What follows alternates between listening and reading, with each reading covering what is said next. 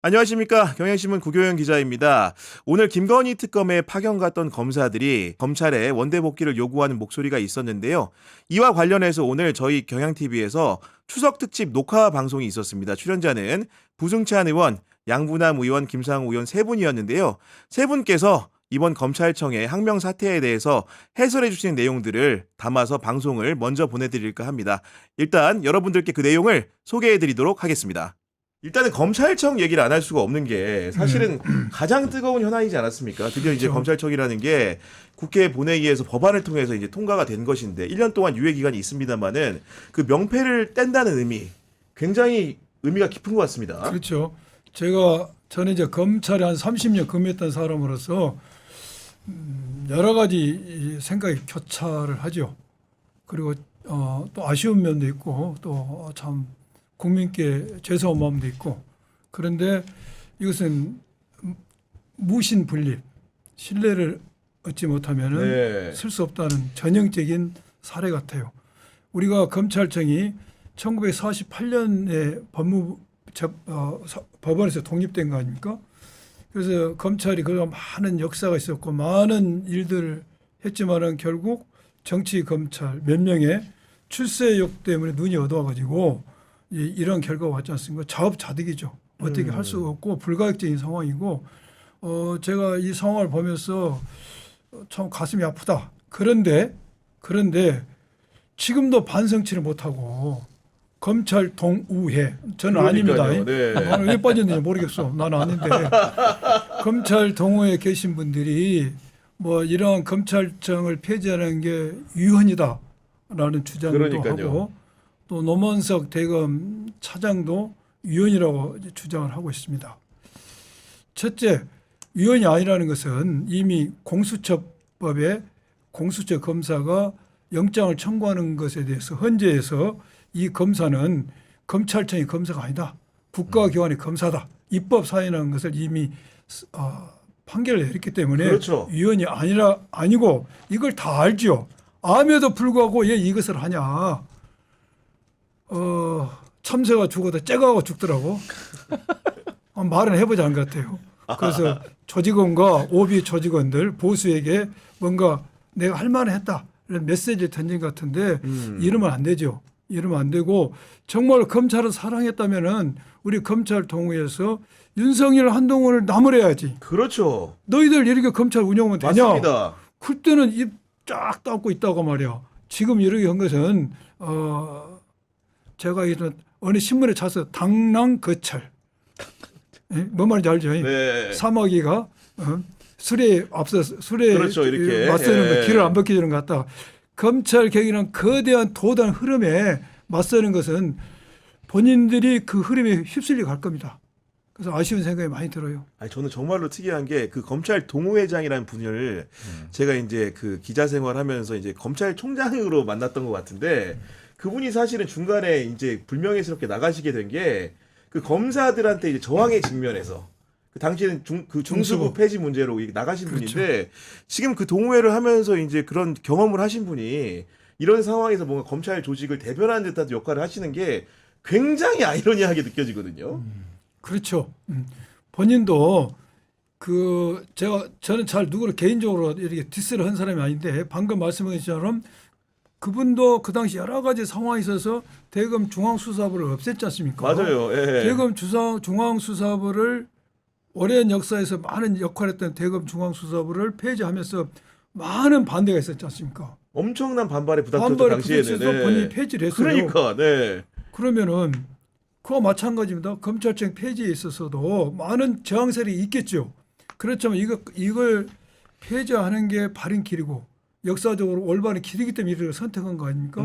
본인도 많은 반발이 있었지만은 똑같이 한 겁니다. 중앙수사부를 예. 폐지하는 게 그나마 검찰이 존립할 수 있다는 그 어떤 이득이 되겠다 해서 길을 네. 택한 거 아닙니까? 그래서 이건 적절치 않다는 생각 들고, 노만석 차장, 제가 검사 때 부장으로 데리고 있었어요. 아, 그랬어요? 네, 부장으로 데리고 있었는데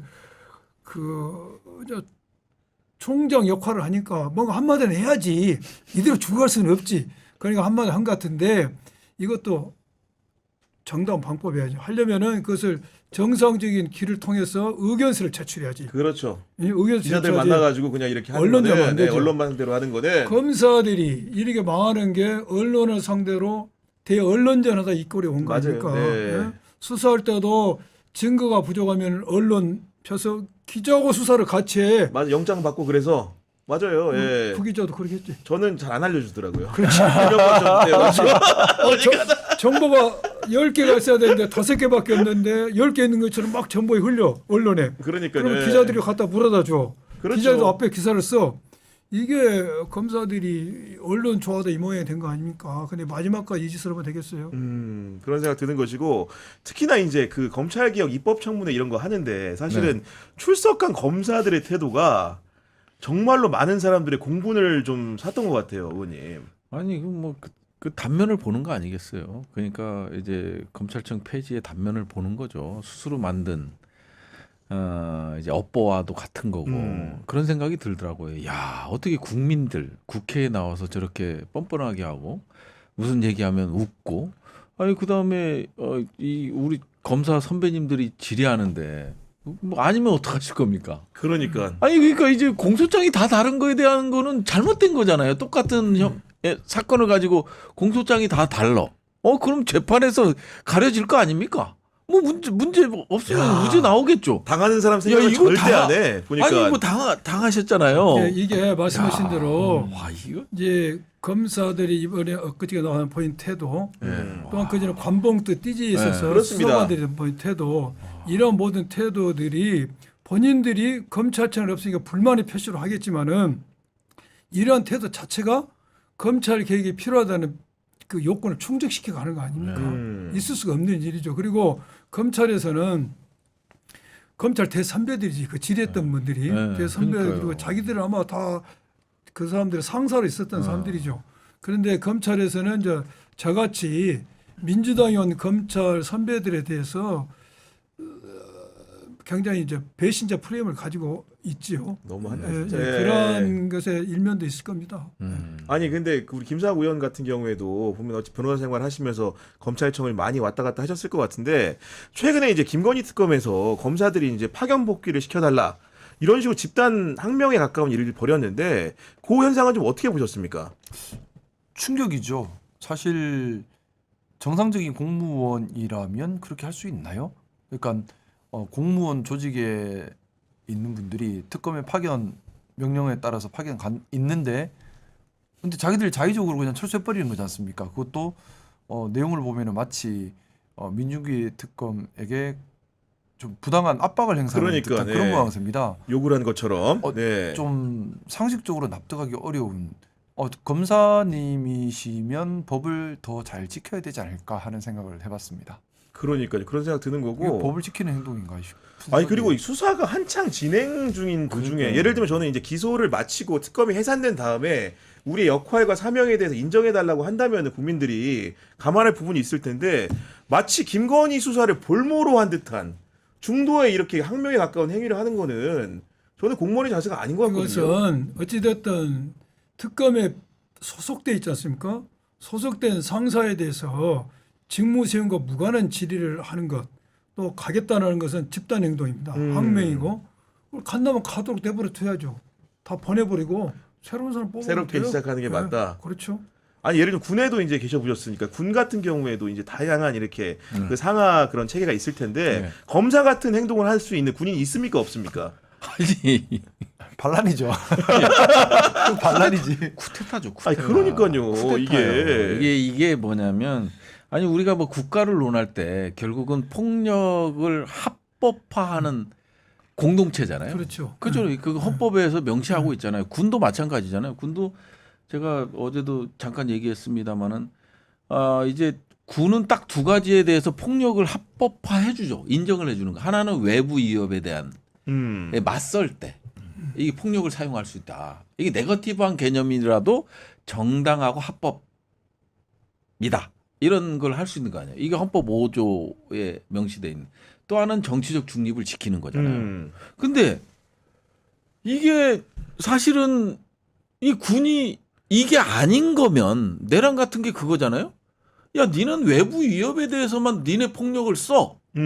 이렇게 했는데 헌법이 명시하고 있는데 아니 내부의 민을 상대로 총뿌리를 겨눈 거잖아요. 그러니까 이거는 폭력의 합법화가 아니고 쿠데타한 거잖아요. 그렇죠. 국민을 상대로 한 거니까. 쿠데타이기 때문에 이런 거는 있을 수가 없는 거예요. 근데 이번 내란 때 이런 것들이 나타난 거죠. 마찬가지로 지금 검찰의 행위도 비슷한 거죠. 결국은 이제 국민적 요구에 의해서 특검이 된 건데. 출발했고 그 특검 하에 지하에 있는 검사들이 검찰청 폐지 법안에 반기를 들어서 민중기 특검을 협박하고 여기에 입장을 내라고 하고 그러면서 야 못 내겠으니까 야 우린 다 돌아갈 거야. 그러면 자기네가 원하면 돌아갈 수 있는 거예요? 이게 쿠데타예요, 쿠데타. 그러니까요. 쿠데타가 다른 데 있는 게 쿠데타가 아니고요. 이게 친위 검찰 쿠데타라고 네이밍을 할 수 있는 거죠. 그렇게 봐야 되는 거고 이런 쿠데타에 대해서는 형법으로 다스려야 되는 거 아니야? 침쳤네. 형법으로 다스려야 되는 거죠. 이거를 그냥 야 가. 그럼 다른 사람 와. 이게 아니라 분명 시스템을 벗어난 거 아니에요. 아니 그러니까 형법으로 이것을 본인들이 마음대로 돌아가겠다는 근무명령 위반이잖아요. 이것은 이제 형법적으로 제가 되는지를 법리적 검토를 해봐야 되겠지만은 최소한 징계 사유죠. 징계 사유는 되는 거죠. 징계 사유죠. 무조건. 이건 분명히 징계를 해야 되고 또 하나 더 나와서 안 돌아간다 할지라도 특검 수사와 무관한 그런 검찰청 개혁에 대해서 상사인 특검에게 질의를 한 것 자체도 징계 사유입니다.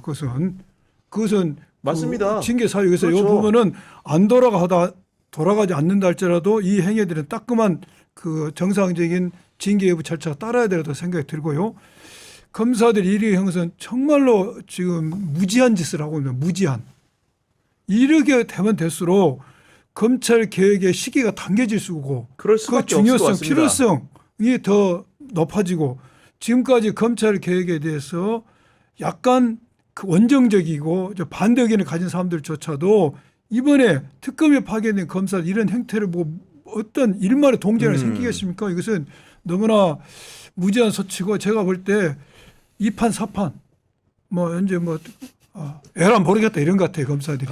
그리고 이제 검사들이 이러면 안 되죠. 안 되고 검사에게 주어진 권한이 수사권이 없다고 해서 결코 적은 권한이 아닙니다. 그럼요. 영장 청구권을 가지고 있죠. 기소 여부 결정권이 그렇습니다. 있죠. 공소 유지 권한이 있죠. 그럼요. 어마어마한 권한을 가지고 있는 겁니다. 자기 권한이 줄어드는 거 아니에요.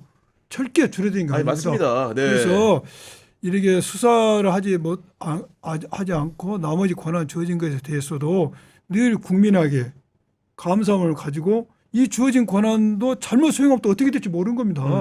앞으로 이 주어진 권한을 어떻게 잘 수행할 것인가에 대해서 연구하고 그러한 자세를 보이는 게 중요하지. 이미 흘러간 그걸 가지고 저런 태도를 보인다는 게 너무 무지해요.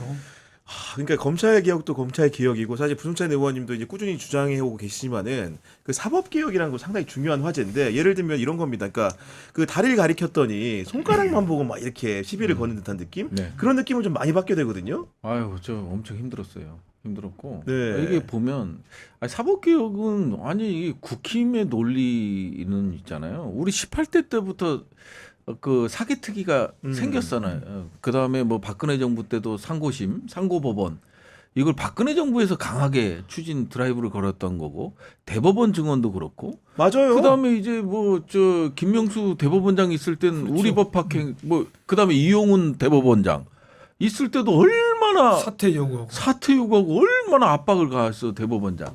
이거는 제가 봤을 때는 사법개혁이라는 거는 저는 사법부에 문제가 있다기보다도 이 대법원장, 이 한 사람 조이대한 사람, 예, 국민의 기본권을 박탈하려는 시도를 한 것으로 했다고 의심되는 의심되는, 그렇죠. 예. 예, 너무나 이제 강력한 의심이 그렇죠. 드는 사람. 예. 이런 분들은 사실은 국민들의 사법 독립을 외칠 게 아니라요. 이게 견제와 균형을 잘못 이해하는 것 같아요. 상권 분립을 잘못 이해하는 것 같다라는 생각이 들거든요. 그런 사법부의 논리대로라면 행정부 공무원들은 대통령이 야 가지마 하면 안 가도 돼요. 이게 독립이지. 사법 행정부 독립. 자 입법부 보면 다 이제 공직선거법 위반부터 시작을 해서 다 재판장 나와라 그러면 다 나가서 잘못했습니다. 제가 이런 것들 이거 이런 식으로 사법부의 논리대로 입법부 행정부가 독립을 주장한다면요. 진짜 제대로 된 독립이지. 그렇지 않겠어요? 그렇습니다. 사법부의 독립 주장은 말이 안 되는 거예요. 그러니까 우리가 입법부가 견제와 균형이라는 어떤 틀 내에서 사법부에 가서 재판 받잖아요. 그다음에 행정 고위 공무원들이 잘못한 게 있으면 또 수사도 받고 다 하잖아요. 재판도 받고. 예? 서로 이제 견제와 균형이 이루어지는 거예요. 국회법상의 청문회도 하게 돼 있고 조의대는 왜 안 나오냐 이거예요. 그게 조의대 인간의 문제인 것 같아요. 인간의. 그 사람의 인간의 문제지 사법부 전체가 문제가 있다고 보진 않고요. 이런 인간들이 나오더라도 사법 시스템이 제대로 작동할 수 있게끔 사법 개혁이 필요한 거죠. 제도를 설계해야 되니까. 네. 예, 그런 관점에서 접근을 해야 될 것 같아요. 그러니까 사법부의 논리대로라면 입법부, 행정부가 다 따로 놀 수밖에 없는 그런 논리로 가잖아요. 국회법상 우리 다 아시잖아요. 조의대 부를 수 있게끔 돼 있잖아요. 그렇죠. 그럼 와야지. 그렇죠. 왜 사법부는 성역인가? 피고인들 불러대냐? 우리 입법부 국회의원들 왜 불러대? 네. 그럼 우리도 안 가. 부수장 말씀하신 것처럼 우리가 부를 수 있습니다. 네. 얼마든지 부를 수 있고 지금 오늘 그거잖아요. 오늘 청문회인데 안 나왔죠. 네. 안 나오면서 본인이 여러 가지 자기가 나가는 게 헌법과 법률 위반된다는데 이게 말이 안 되고 사법부 독립이라는 건 이겁니다. 판사한테 너 이 사건 유죄써, 너 이 사건 무죄써. 요것으로부터 독립이에요. 법관은 사법부 독립이라는 것은 어떤 사건을 재판에 있어서 나는 유죄야. 근데 너 무죄 써야 돼. 억압적으로 무죄인데 유죄 이러한 걸로부터 독립이 사법부 독립이라는 것이지 네. 사법 행정 절차 시스템에서는 감시받도록 되어 있습니다. 당연하죠. 그 조의대 대법원장이 나가지 못한 이유가 딱 하나 이겁니다. 어떻게 내가 파기환송심을 했는데 그게 어떻게 합의를 해서 유죄 취지로 파기환송을 했는지 그 재판의 내용 공개할 수가 없다. 예? 또 국회법에서도 진행진 재판에 너희들 간섭할 수 없다는 논리예요. 근데 이게 이 논리가 일견 보면 맞을 것 같은데 자세히 보면은 이거 틀린 논리입니다. 지금 우리가 국회 청문회 불러서 조의대한테 물어보려는 게 왜 유죄 취지로 파기해서 이걸 물어보는 게 아닙니다. 절차적으로 그렇죠. 소부에 배당했다. 맞아요. 근데 2시간 만에 왜 전화합의를 보냈어? 그렇죠. 그걸 물어보는 그래. 겁니다. 예. 소부에 보내가지고 소부에서 이견이 있을 때 전원합의로 가야 되는데 유죄 무죄를 물어보는 게 아니야. 왜 소부에 보냈다가 아무 말도 없는데 2시간 만에 네가 전원합의로 보냈어.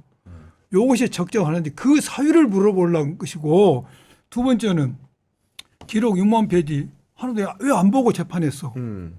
이걸 물어보려고 하는 것이지 왜 그것을 유죄 취지로 했냐를 물어본 게 아니에요. 합의의 과정이나 내용을 공개하는 게 그렇죠. 아닙니다. 예. 아닌데 지금 조의대 대법원장은 그것을 갖다 이렇게 들고 나온 것이죠. 그럼 국민들이 얼핏 들어보면 맞을 것 같은데 재판의 내용을 밝혀라고 이게 아닌 거예요. 그래서 이 사람이 주장하는 그 불참 사유가 제가 볼 때 그 국민을 속이는 거예요. 아니 그리고 사실은 변호사 해보시지만은 법원의 판사 숫자가 부족합니까 아닙니까 이게?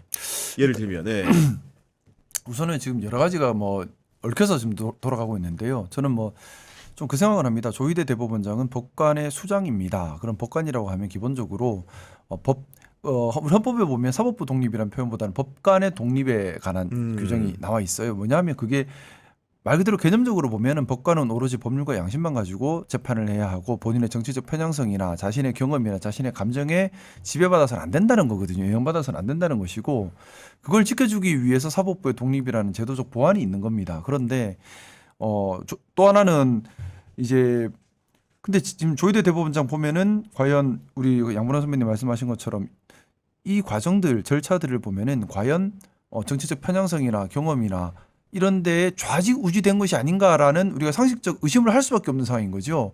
오로지 법률과 양심을 가지고 판단했나? 그건 아닌 것 같다. 그러니 이 부분을 확인하려고 하는 것이고 그래서 사법부 독립, 법관의 독립을 침해한 것이 법관의 수장이었던 겁니다. 그러면 우리가 거기에 그러니까 본인의 사법부 독립을 얘기할 수가 없는 거죠. 본인이 사법부 독립, 법관의 독립을 본인이 부숴버린 거예요. 그래서 우리는 그걸 왜 부쉈니? 법관의 독립을 지켜야 되는데 왜 너는 법관의 수장이면서 법관의 독립을 지키지 않고 왜 부쉈니? 당연히 물을 수 있어야 되고 그걸 국회법에 따라 묻는 건데 그럼 법관이라면 법관의 독립도 지켜야 되지만 스스로 법을 잘 지켜야겠죠. 법치주의에 따라서. 그러면 국회법에 의해서 국회가 정상적으로 법적 요청을 했으면 와야죠. 당연히 나와야죠. 근데 그걸 안 와요. 그건 또 법을 무시한 거잖아요. 그러면 법관의 수장인데 법관의 독립도 지키지 못하고 스스로 부수고 또 법의 명령에도 따르지 않고 법치주의도 무시했고 한다면 또 하나는 지금 보면 마치 본인이 정치인 같아요.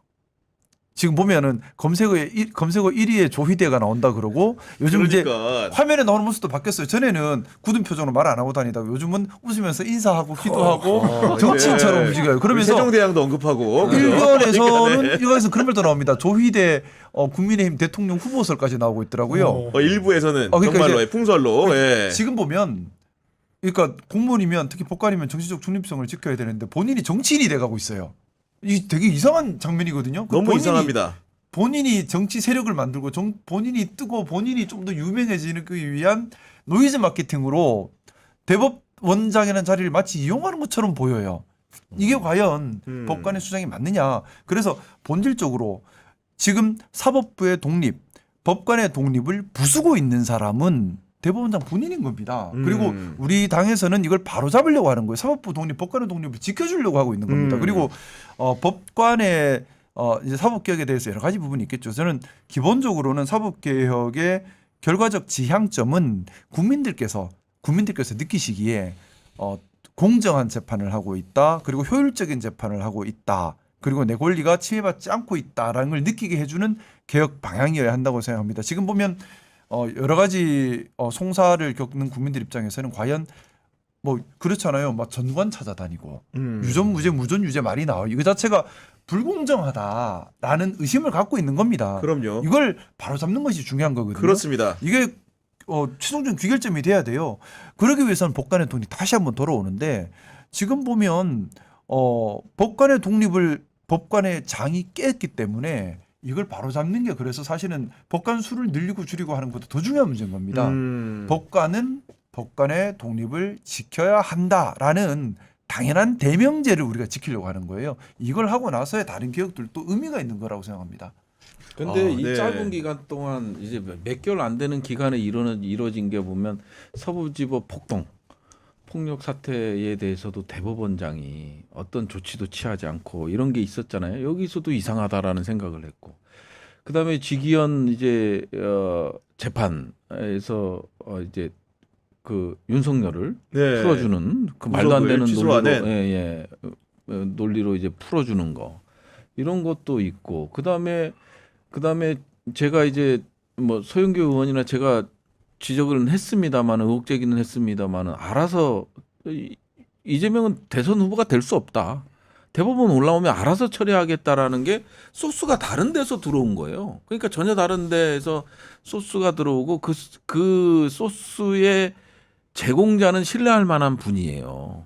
그러니까 우리가 얘기를 하면 다 아는 분. 그런 상황에서 이런 것들이 일어난 거잖아요. 그러니까 너무 짧은 기간에 조희대 대법원장 체제에서 너무 짧은 기간에 조희대에 의해서 이루어지는 것들이 어떤 국민적 상식이나 법률에 기반하는 게 아니라는 거죠. 판례와 관례를 깨버리는 거잖아요. 그럼 뭔가 외부의 힘이 작용했다고밖에 볼 수 없는 거죠. 그렇기 때문에 이 부분에 대해서는 대법원장을 조사하는 거에 대해서는 그렇지만 조희대의 저런 행위에 대해서 수사 조사는 이루어져야 된다. 반드시.